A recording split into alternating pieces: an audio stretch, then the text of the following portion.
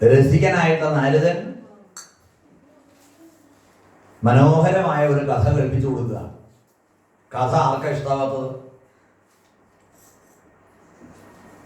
അതുകൊണ്ട് ഒരു രസമായിട്ടൊരു കഥ പറയുന്നു. പുരഞ്ജനന്റെ ചരിത്രം. ആസീത് പുരഞ്ജനോ നാമ രാജാ രാജൻ ബൃഹശ്രവാ തസ്യ അവിജ്ഞാത നാമാസീത് സഖാ അവിജ്ഞാത ചേഷ്ടിതാ. പണ്ട് പണ്ട് പണ്ട് പുരഞ്ജനൻ എന്ന പേരായ ഒരു രാജാവ് ഉണ്ടായിരുന്നു. അദ്ദേഹത്തിന് മരാമത്തിലൊക്കെ വലിയ താല്പര്യമായിരുന്നു. പുതിയ പുതിയ പുതിയ വീടുകൾ അങ്ങനെ ഉണ്ടാക്കുക, ആ വീട്ടിൽ കഴിയുക, ഇഷ്ടമുള്ള സ്ഥലങ്ങളിൽ പലതരത്തിലുള്ള വീടുകളും പണിത് താമസിച്ചു. വിചാരിച്ച പോലെ എല്ലാ സുഖ സൗകര്യങ്ങളൊന്നും അതിൽ കിട്ടാതെ വിഷമിച്ചു. പലതരത്തിലുള്ള വീടുകൾ, പുരഞ്ജനൻ താമസിച്ച വീടുകളൊക്കെ കേട്ടാൽ നമ്മൾ അത്ഭുതപ്പെട്ടു പോകും. ഇങ്ങനെയൊക്കെ വീടുണ്ടോ? ഉണ്ട്. ഇഴയുന്ന വീട്, പറക്കുന്ന വീട്, ഇങ്ങനെ പലതരത്തിലുള്ള വീടുകൾ. പക്ഷെ അതിലൊന്നും ഒരു തൃപ്തി വരാതെ അങ്ങനെ പോയി പോയി പോയി ഒടുവില് ഹിമാലയത്തിന്റെ തെക്കേ ഭാഗത്ത് എത്തി. അവിടെ അതിമനോഹരമായ ഒരു വീട് കണ്ടു. ഇഷ്ടായി. നവമുഖി എന്നാണ് ആ കൊട്ടാരത്തിന്റെ പേര്. മനോഹരമായ കൊട്ടാരമാണ്. കൊട്ടാരവും പരിസരമൊക്കെ നോക്കിയപ്പോ ആഹ കൊള്ളാം. ആരായിരിക്കും ഈ വീട്ടിന്റെ കൊട്ടാരത്തിന്റെ ഉടമസ്ഥൻ? ഈ കൊട്ടാരത്തിലോ മറ്റോ താമസിക്കാൻ വല്ല ചാൻസ് കിട്ടുമോ എന്നിങ്ങനെ ചിന്തിച്ചുകൊണ്ട് നിൽക്കുമ്പോഴാണ് അതിസുന്ദരിയായിട്ടുള്ള ഒരു സ്ത്രീ ആ കൊട്ടാരത്തിന്റെ മുന്നിലുള്ള ഉദ്യാനത്തിലൂടെ അങ്ങനെ നടന്നു വരുന്നു കണ്ടു. മഹാരാജാവിനെ പ്രഥമ ദർശനത്തിൽ തന്നെ അവളെ ഇഷ്ടായി, പുരഞ്ജനനെ.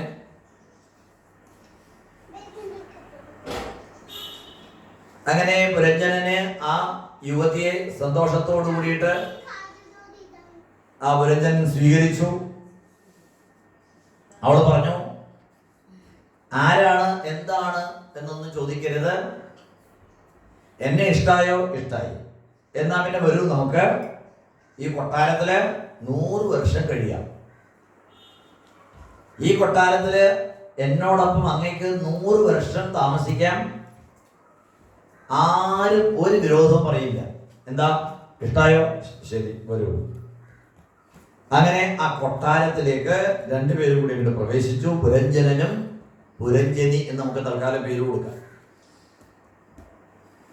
ആ കൊട്ടാരത്തിലേക്ക് കടന്നു. കൊട്ടാരം നോക്കിയപ്പോഴ് എല്ലാ സൗകര്യങ്ങളും ഉണ്ട്.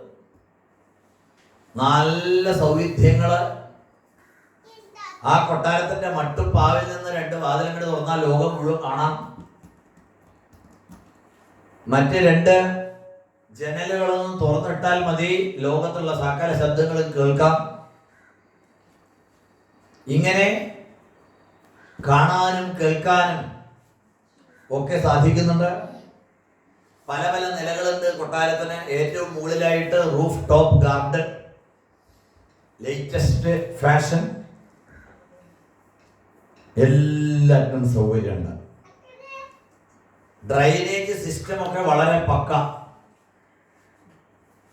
അങ്ങനെ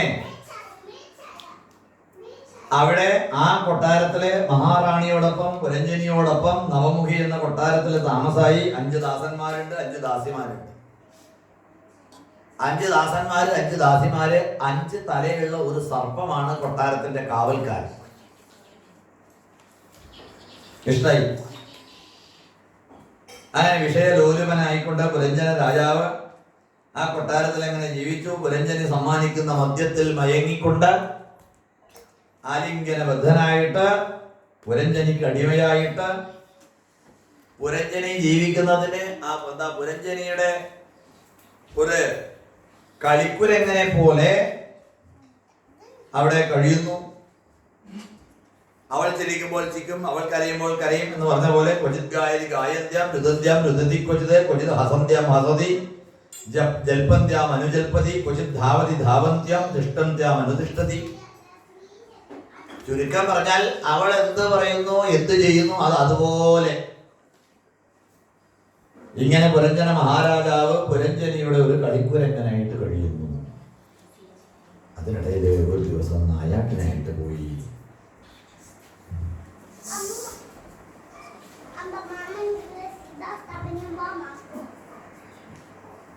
നായാട്ട് വലിയ താല്പര്യമുള്ള ആളായതുകൊണ്ട് എല്ലാ ദിവസവും നായാട്ടിന് പോകും. അങ്ങനെ 5 കുതിരകളെ കെട്ടിയ ഒരു അതിവേഗതയുള്ള തേരില് ആയുധങ്ങളൊക്കെ എടുത്തിട്ട് പുറപ്പെട്ടു. കാട്ടിൽ ചെന്നു, മൃഗങ്ങളെയൊക്കെ ഒരുപാട് നിഗ്രഹിച്ചു. ക്ഷീണം ബാധിച്ചപ്പോൾ നായാട്ട് നിർത്തിയിട്ട് തിരിച്ചു വന്നു. കുളിച്ച് ഒരുങ്ങി സർവാലങ്കാര വിഭൂഷണായിട്ട് അന്വേഷിക്കുകയാണ്, എവിടെ പുരഞ്ജനി. ദാസികളോട് ചോദിച്ചപ്പോ പറഞ്ഞു, കണ്ടില്ല. നിങ്ങൾ അറിയാതിരിക്കില്ലല്ലോ, എവിടെയാ? അത് ക്രോധാകാരത്തിലാണ്. ക്രോധാകാരത്തിലാണോ? അതെ, കൊട്ടാരത്തിലെ ക്രോധാകാരത്തിലാണെന്ന് പറഞ്ഞു കഴിഞ്ഞാൽ തീർന്നു കഥ. എന്താ ക്രോധാകാരം എന്ന് പറഞ്ഞാൽ? കൊട്ടാരത്തിൽ ദേഷ്യം എന്നാൽ പോയി ഇരിക്കാനുള്ള സ്ഥലത്തിന്റെ പേരാണ് ക്രോധാകാരം. അപ്പോ ക്രോധാകാരത്തിൽ എന്ന് പറഞ്ഞാൽ ഈ പത്മനാഭപുരം പാലസിലൊക്കെ നമ്മൾ പോയാല് അവിടെ ഗൈഡുമാർ നമുക്ക് കാണിച്ചു തരും. കൊട്ടാരത്തിൽ ഒരു മുറി ഉണ്ടാവും. എന്തിനുള്ളതാ?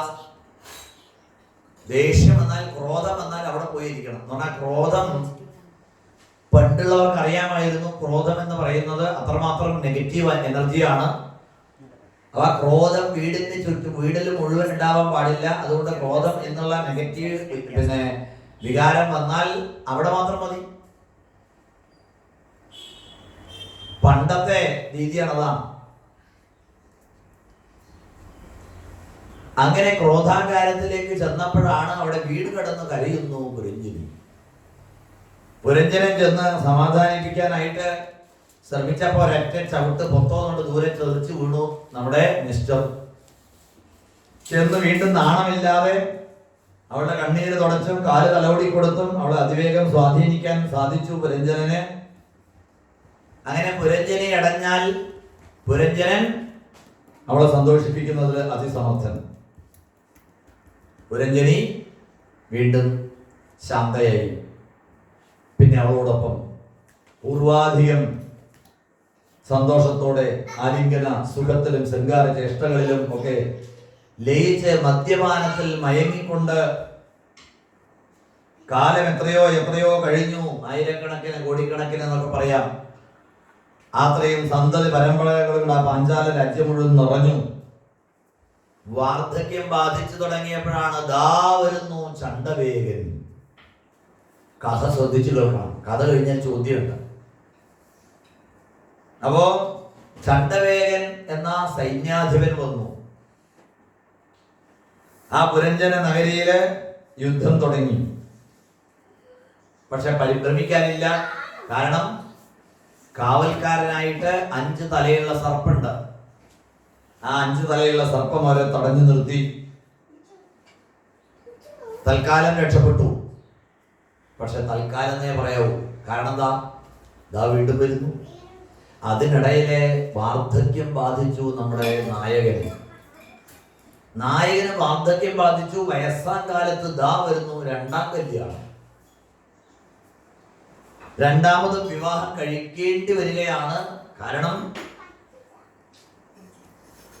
ആ കാലകന്യകയാണ് വന്നത്. കാലന്റെ മകള് അതിവിരൂപിയാണ്. പക്ഷെ അതിവിരൂപിയാണെന്ന് പറഞ്ഞിട്ട് കാര്യമില്ല.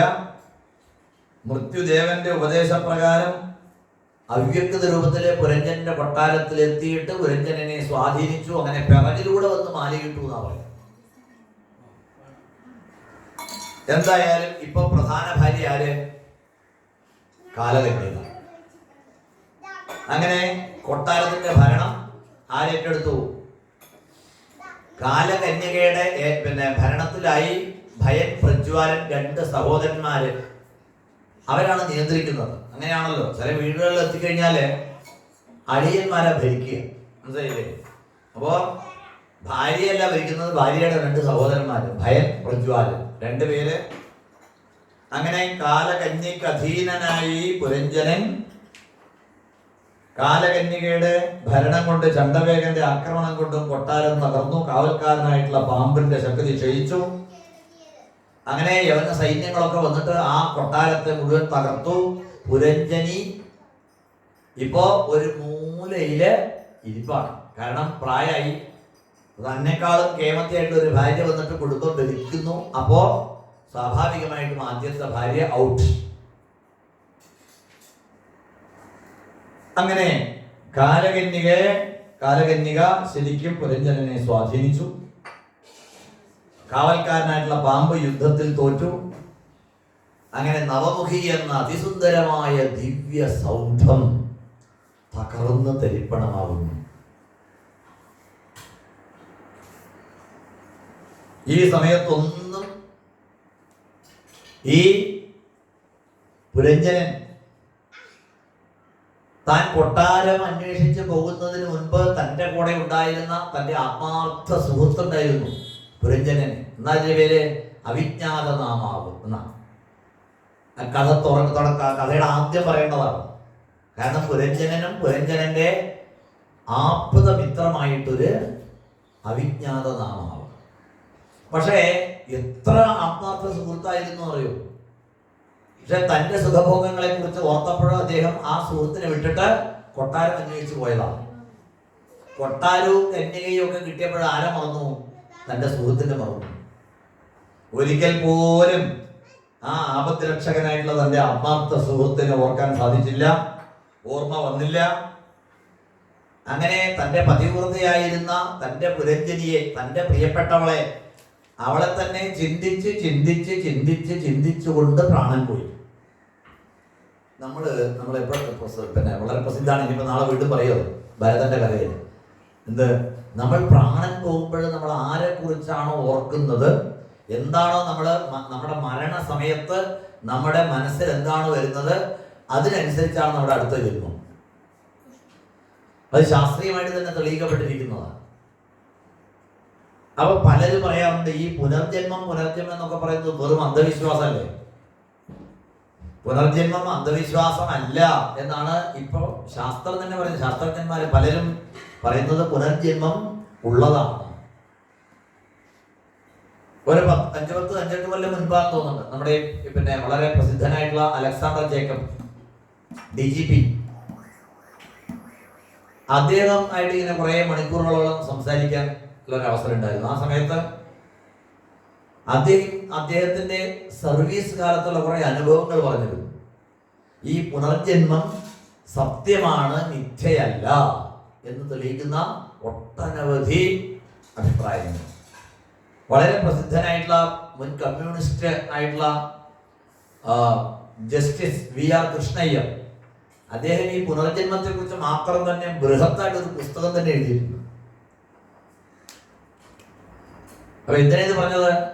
പ്രാണാപായ സമയത്ത്, പ്രാണൻ പോകുന്ന സമയത്ത് നമ്മൾ എന്തിനെ കുറിച്ചാണോ ആലോചിക്കുന്നത്, ചിന്തിക്കുന്നത്, അതിനനുസരിച്ചാണ് അടുത്ത ജന്മം.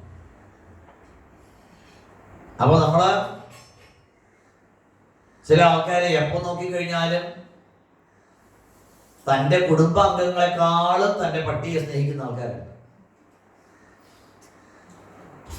കുടുംബാംഗങ്ങൾ വേണ്ട, അതിനേക്കാളും പ്രധാനം പട്ടിയാണ്. പട്ടിയെ തന്നെ ചിന്തിച്ചിട്ടാണ് ICUയിൽ കിടക്കുന്നത്. തട്ടിപ്പോയി. ആരായിട്ട് അടുത്ത ജന്മം? അപ്പോ ഇവിടെ നമുക്കറിയാം, ഭരതന്റെ കഥ പറയുമ്പോൾ അറിയാം, ഒരു മാനിനെ തന്നെ ചിന്തിച്ചിട്ട് മാനായി തീർന്ന ഭരതന്റെ കഥ നമ്മൾ അടുത്ത സ്കന്ധത്തിലെ 5ാം സ്കന്ധത്തിൽ കാണാം. അപ്പൊ ഇവിടെ തന്റെ പ്രാണപ്രേയസിയെ തന്നെ ചിന്തിച്ച് പ്രാണൻ പോയി. അങ്ങനെ സ്ത്രീയെ തന്നെ ചിന്തിച്ചതുകൊണ്ട് ആരായിട്ട് ജനിച്ചു അടുത്ത ജന്മം? പുരഞ്ജനൻ ഒരു രാജകുമാരിയായിട്ട് വിദർഭ രാജാവിന്റെ മകളായിട്ട് വൈദർഭി എന്ന പേരിൽ ജനിച്ചു. മലയധ്വജൻ എന്ന ഒരു ദ്രവിഡ രാജാവ് അവളെ പരിണയിച്ചു. ആ മലയധ്വജൻ എന്ന രാജാവ് വൈദർഭിയെ പരിണയിച്ചു. അതില് ഒരു പെൺകുട്ടിയും 7 ആൺകുട്ടികളും വൈദർഭിക്ക് ഉണ്ടായി. കുറേ കാലത്ത് ദാമ്പത്യ ജീവിതത്തിന് ശേഷം വിഷയവിരക്തന്മാരായിട്ട് അവർ രണ്ടുപേരും മക്കളെ രാജ്യഭാരമൊക്കെ ഏൽപ്പിച്ചു കൊടുത്തിട്ട് വനവാസത്തിനിറങ്ങി വാനപ്രസ്ഥം. വൈദർഭിയും ഭർത്താവിനെ അനുഗമിച്ചുകൊണ്ട് ഭർത്തൃ ശുശ്രൂഷ ചെയ്തുകൊണ്ട് അങ്ങനെ കാട്ടില് ഒരു ദിവസം ഈ ദേഹത്തെ കൂടെ ഉപേക്ഷിക്കാമെന്ന് അദ്ദേഹത്തിന് തോന്നി. പ്രാണന് വിട്ടു, ദേഹം ഉപേക്ഷിച്ചു. അപ്പോ ദുഃഖാർത്ഥയായിട്ട് വൈദർഭി ഭർത്താവിന്റെ ദേഹത്തിൽ കെട്ടിപ്പിടിച്ച് കുറെ കരഞ്ഞു, സങ്കടപ്പെട്ടു. പിന്നെ ഇതൊക്കെ ജീവിതത്തിന്റെ ഭാഗമാണ് എന്നറിയാവുന്നത് കൊണ്ട് ഭർത്താവിന്റെ ചിത അവിടെ തന്നെ ഒരുക്കിയിട്ട് ആ ചിതയിലേക്ക് താനും അങ്ങോട്ട് പ്രവേശിക്കുക. അങ്ങനെ അഗ്നിയിൽ പ്രവേശിച്ച് തന്റെ ജീവിതം അവസാനിപ്പിക്കാനായിട്ട് പുറപ്പെട്ടപ്പോഴാണ് പിറകുന്ന ഒരാൾ വിളിക്കുന്നത്, നിൽക്കൂ നിൽക്കൂ നിൽക്കൂ. ഇതാരാ? പുതിയൊരാളോ? ഇതുവരെ കണ്ടിട്ടില്ലല്ലോ. എന്നെ മനസ്സിലായില്ലേ? സുഹൃത്തെ, അങ്ങ് ഈ കിടക്കുന്ന ഈ മലയധ്വജന്റെ പത്നിയൊന്നുമല്ല, വിദർഭ രാജാവിന്റെ പുത്രിയുമല്ല. ഈ ഭർത്താവാണെന്ന് ധരിച്ച് കാച്ചതിലേക്ക് എടുത്ത് ചാടും വേണ്ട. ഇതൊക്കെ പറയാൻ താനാരാ? എന്നെ മനസ്സിലായില്ലേ? ഇല്ല. ഇവിടെ നമ്മൾ രണ്ടുപേരും ആത്മാർത്ഥ സുഹൃത്തുക്കളായിരുന്നില്ലേ?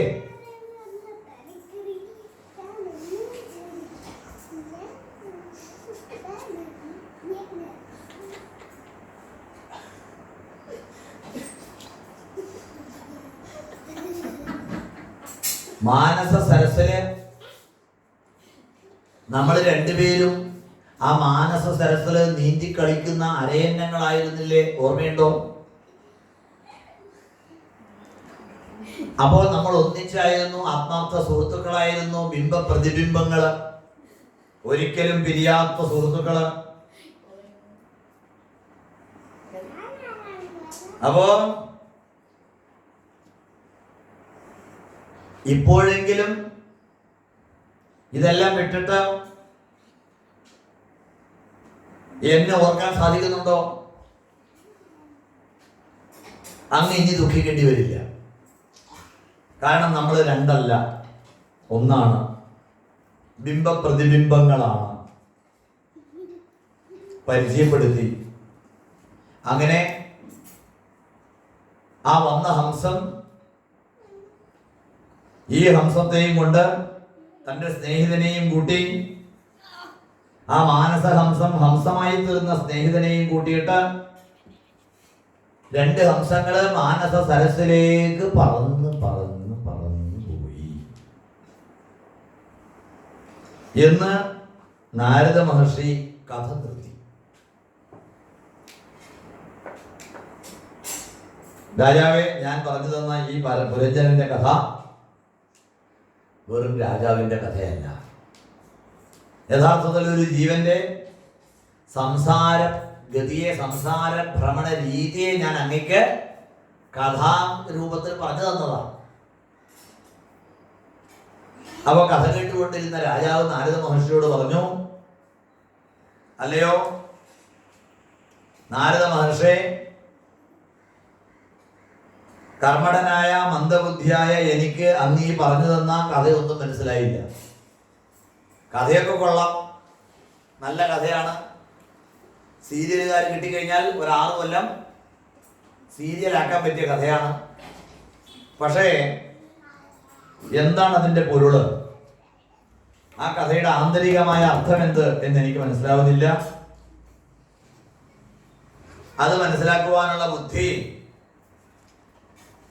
എനിക്കില്ല. കവയസ്തദ്വിജാനന്തി ന വയം കർമ്മമോഹിതാ.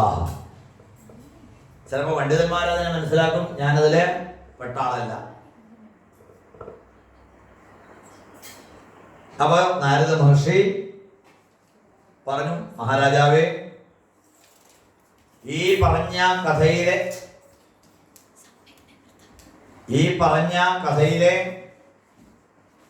കഥാപാത്രങ്ങളെല്ലാം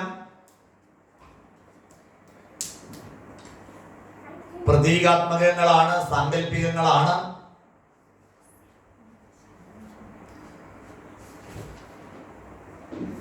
ഓരോരുത്തരെയായിട്ട് ഈ കഥയിലെ കഥാപാത്രങ്ങളെ ഒന്ന് ആലോചിച്ച് നോക്കൂ. പുണ്യപാപ സമ്മിശ്രിതങ്ങളായിട്ടുള്ള കർമ്മങ്ങളാൽ ദേഹത്തെ ഉണ്ടാക്കുന്ന ജീവനാണ് പുരഞ്ജനൻ. ആ പുരഞ്ജനൻ പുരം ജനയതി ഇതി പുരഞ്ജന.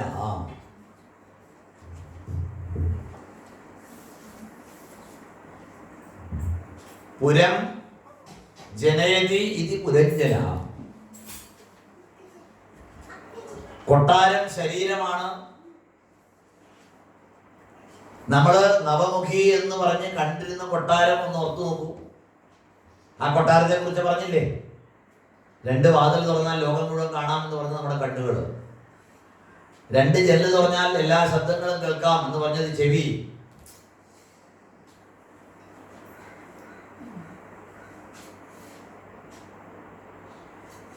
ഇങ്ങനെ നമ്മുടെ ശരീരത്തിന്റെ എല്ലാ സൗവിധ്യങ്ങളെ കുറിച്ചാണ് അവിടെ പറഞ്ഞത്. നവമുഖി എന്ന കൊട്ടാരം, അവിടെ ഉദ്യാനത്തിലൂടെ കടന്നു വന്നിരുന്ന സുന്ദരിയാരെ ബുദ്ധിയാണ് ആ സുന്ദരി. ആ ബുദ്ധിയെ കണ്ടപ്പോ, സുന്ദരിയെ കണ്ടപ്പോ ഇഷ്ടമായി. ആർക്ക്? ജീവാത്മാവിന്, അല്ലെ? പുരഞ്ജൻ എന്ന് പറഞ്ഞാലാണ് ജീവൻ. അങ്ങനെ ആ ജീവൻ ഏതിനെ സ്വീകരിച്ചു? ആ മനോഹരമായ കൊട്ടാരത്തെയും സ്വീകരിച്ചു. കൊട്ടാരത്തിന്റെ അധിപതിയായ ആ ബുദ്ധിയെയും സ്വീകരിച്ചു.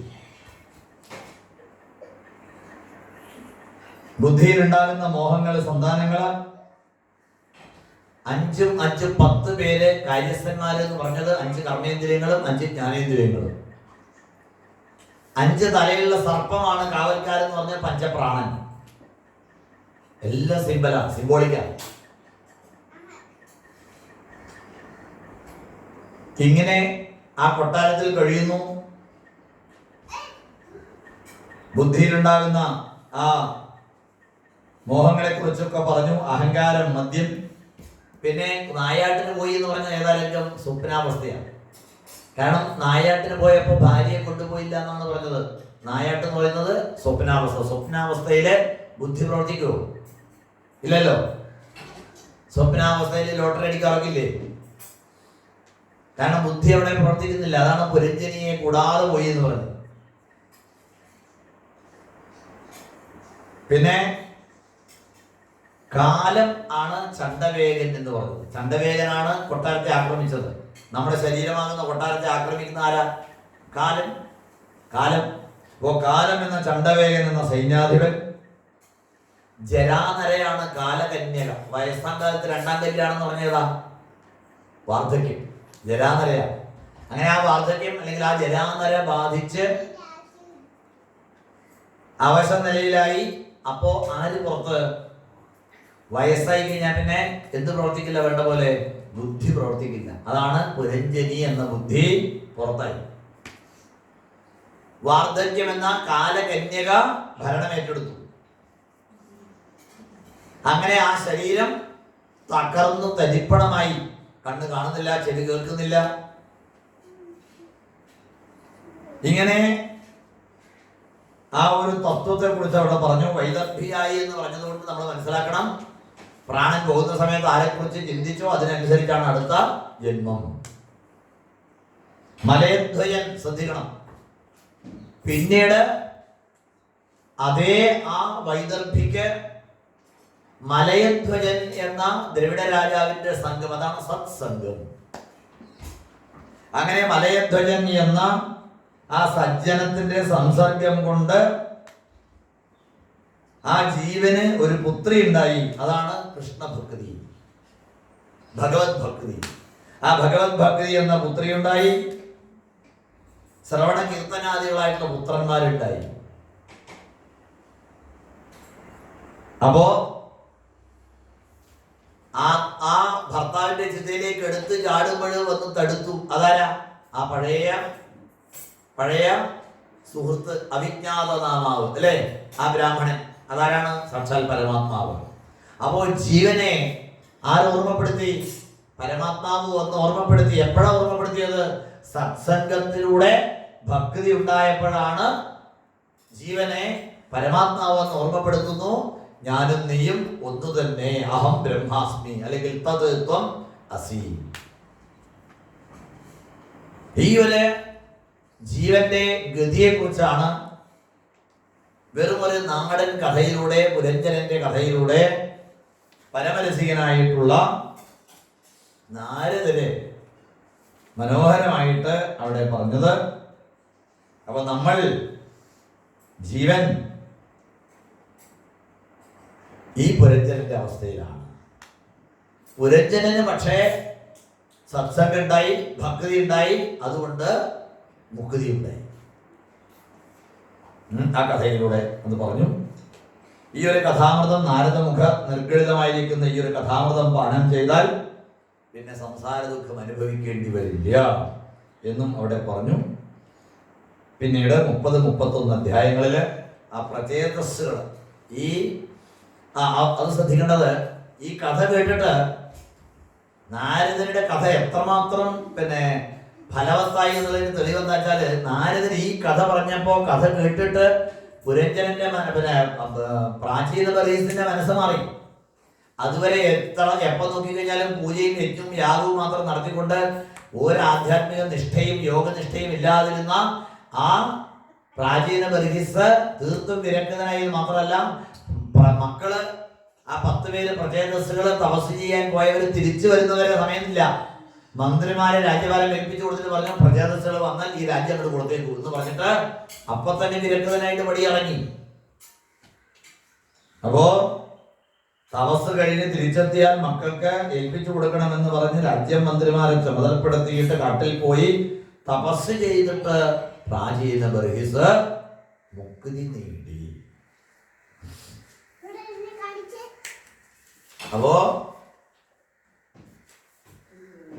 പ്രാചീന ബർഹിസിന് മുക്തി കിട്ടി എന്നുള്ളത്, പുരഞ്ജനന് മുക്തി കിട്ടി എന്നുള്ള കഥാശ്രവണത്തിലൂടെയാണെങ്കിൽ, പ്രാചീന ബർഹിസ് മുക്തി നേടി എന്നുള്ള കഥ കേട്ടിട്ട് നമ്മുടെ ഉള്ളിലും എന്തുണ്ടാകണം? ആ മോക്ഷേച്ഛ ഉണ്ടാവണം. അതാണ് വ്യാസഭഗവാന്റെ ലക്ഷ്യം. വെറുതെ ഒരു നാടൻ കഥ കേട്ടു എന്ന് പറഞ്ഞിട്ട് ഈ ചെവിയിലൂടെ കേട്ടിട്ട് ആ ചെവിയിലൂടെ കളയാനുള്ളതല്ല. അതിരിക്കട്ടെ, ഇനി മക്കളുടെ കാര്യത്തിലേക്ക് പോവാം. പ്രചേതസ്സുകള് 10,000 കൊല്ലം രുദ്രഗീതം ജപിച്ചുകൊണ്ട് ഗുരുവായൂരപ്പനെ ഭജിക്കുന്നു. അങ്ങനെ ഭഗവാൻ അവരുടെ മുന്നിൽ പ്രത്യക്ഷപ്പെട്ടു. ഭഗവാൻ പറഞ്ഞു, നിങ്ങളുടെ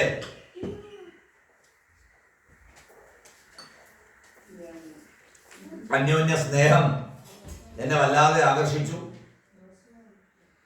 സൗഹാർദ്ദേന അമൃതധർമ്മ തുഷ്ടോയം സൗഹൃദേന. നിങ്ങളുടെ ഈ ഒരു സൗഹൃദം കണ്ടിട്ട്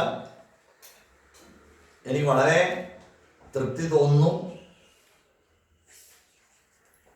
അതുകൊണ്ട് തന്നെ ഇഷ്ടമുള്ള വരം ചോദിച്ചോളൂ. നിങ്ങളുടെ അച്ഛൻ നാരദ ഉപദേശത്താൽ മുക്തി നേടിക്കഴിഞ്ഞു. നിങ്ങൾക്കിനി എന്താ വരം വേണ്ടത്?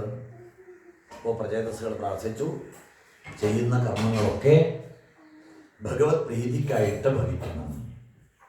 ഭഗവാന് നേരിട്ട് കിട്ടിയത് കൊണ്ട് ഈ ഭഗവാനെ അല്ലാതെ മറ്റൊന്നും ഞങ്ങൾ ആഗ്രഹിക്കുന്നില്ല. പാരിജാതേ അഞ്ജസാ ലബ്ധേ സാരംഗ അന്യത് എന്ന സേവതേ. അതുപോലെ ത്വദംഗരി മൂലം അസാധ്യ സാക്ഷാത് കിം കിം വൃണീമായി. ഭഗവാനെ തന്നെ നേരിട്ട് കിട്ടി. അപ്പൊ പിന്നെ ഭഗവാനുമായിട്ട് നമുക്ക് തുലനം ചെയ്യാൻ പോലും സാധ്യമല്ല സ്വർഗസുഖങ്ങൾ. തുലയാമ ലവേനാപി ന സ്വർഗം നാപുനർഭവം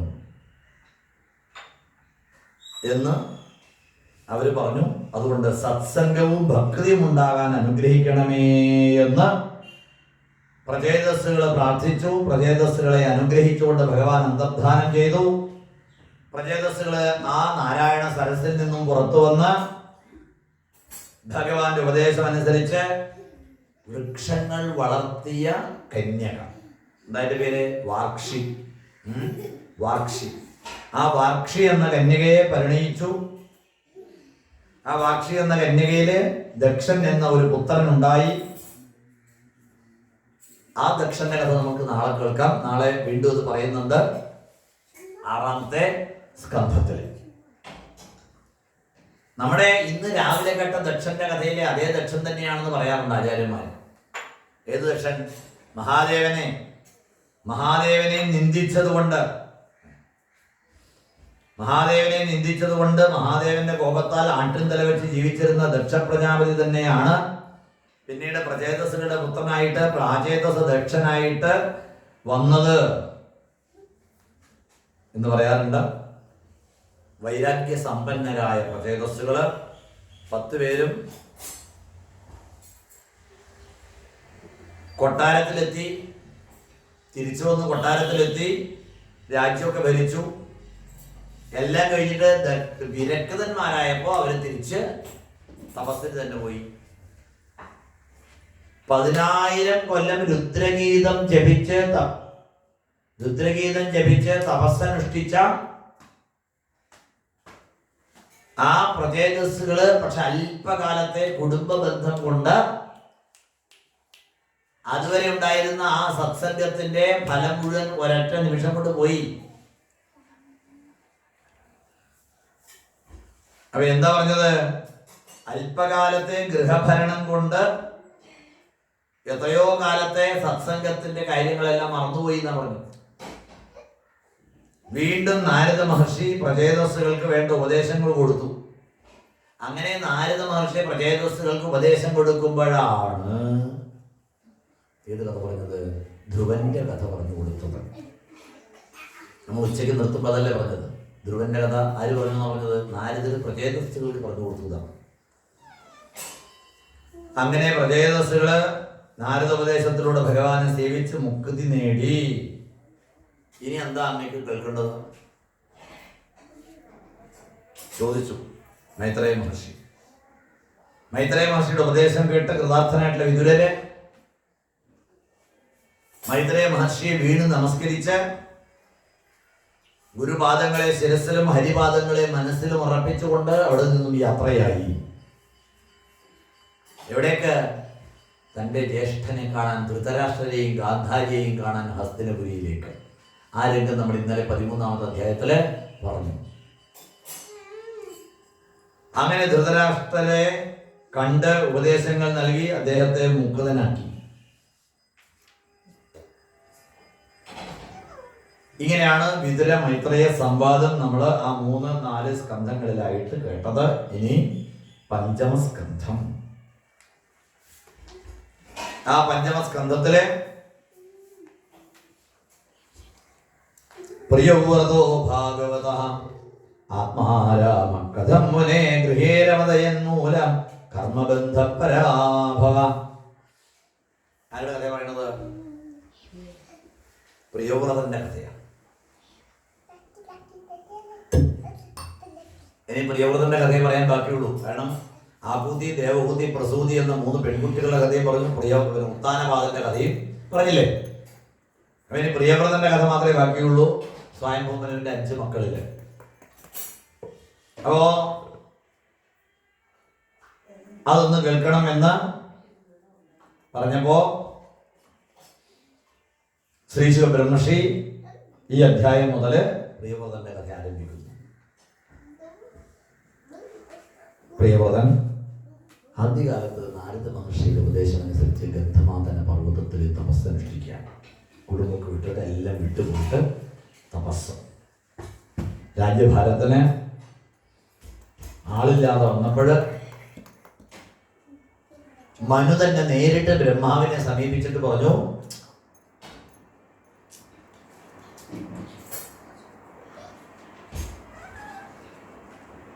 എങ്ങനെയെങ്കിലും ആ തപസ് ചെയ്തുകൊണ്ടിരിക്കുന്ന പ്രിയവ്രതനെ തിരിച്ചു കൊണ്ടുവരണം.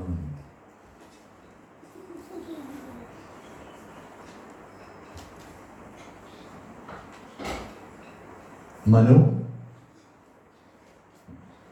ബ്രഹ്മാവിനോട് പറഞ്ഞപ്പോൾ വേദങ്ങളോടൊപ്പം മരീച്യാദി പുത്രന്മാരോടൊപ്പം ബ്രഹ്മാവ് പ്രിയവ്രതന്റെ മുന്നിൽ പ്രത്യക്ഷപ്പെട്ടു. തപസ് അനുഷ്ഠിച്ചുകൊണ്ടിരിക്കുന്ന പ്രിയവ്രതനെ അതിൽ നിന്നും പിന്തിരിപ്പിക്കാനായിട്ട് പറഞ്ഞു, നിബോധതാദേതമൃതം ബ്രവീമി മാസൂയിതും ദേവമർഹസ്യ പ്രമേയം വയം ഭവസ്തേ തദയേഷ മഹർഷിർവഹാമ സർവേ വിവശായസ്യദിഷ്ടം.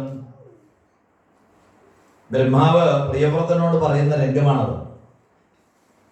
ഉണ്ണി ദാദാ ഋതം ബ്രവീമി, ഞാൻ സത്യമാണ് പറയുന്നത്, ശ്രദ്ധിച്ചു കേൾക്കണം. പ്രിയവ്രത, അവനവന്റെ കർത്തവ്യങ്ങൾ ഈശ്വരാർപ്പണമായിട്ട് ചെയ്യുക എന്നുള്ളതാണ് പ്രധാനം. സ്വധർമ്മേ നിധനം ശ്രേയ പരധർമ്മോ ഭയാവഹ എന്ന് ഗീതയിൽ പറയില്ലേ. സ്വധർമ്മത്യാഗം തെറ്റാണ്. മനോജയം വന്നതായിട്ട് ഒരാള് അവനവന്റെ ഗൃഹത്തിൽ ഇരുന്നിട്ട് ഭഗവാനെ പൂജിച്ചാലും മതി, അല്ലാതെ എവിടെയെങ്കിലും ഗുഹയിൽ ഹിമാലയത്തിൽ എവിടെയെങ്കിലും പോയിട്ട് മൂക്ക് പിടിച്ചിരിക്കണം എന്നൊന്നും ആരും പറയണില്ല. അപ്പോ മനസ്സിനെ ജയിക്കുക എന്നുള്ളതാണ് പ്രധാനം. അല്ലാതെ ഹിമാലയത്തിൽ പോയി ഇരുന്നിട്ട് നമ്മുടെ നാട്ടുപുറത്തുള്ള കാര്യങ്ങൾ ആലോചിച്ചുകൊണ്ട് അവിടെ ഹിമാലയത്തിൽ ഇരുന്നിട്ട് വല്ല കാര്യമുണ്ടോ? അപ്പോ അവനവന്റെ കർത്തവ്യങ്ങൾ ഈശ്വരാർപ്പണമായിട്ട് ചെയ്യുന്നത് ഒരു തപസ്സാണ്.